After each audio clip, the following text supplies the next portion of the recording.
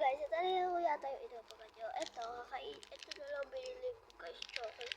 Para rin naman siya, KitKat. Ito sa loob. Hindi ako hihirapan mag-gato. Ito nga lang. Sisipon ako. Ayan siya, para siyang KitKat. Hiwa rin pala siya. Kainin na natin.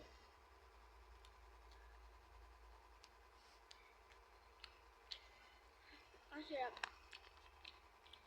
Hindi akala yung KitKat.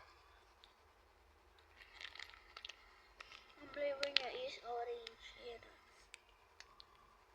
Ayan ang orange. Makakasagin yung guys baka ito Pero orange.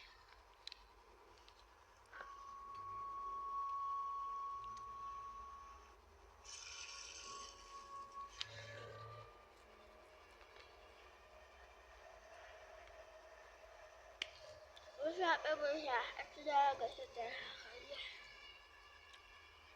25 pesos. Guys, magkakabe. Mawakan na ito. Kanya nga.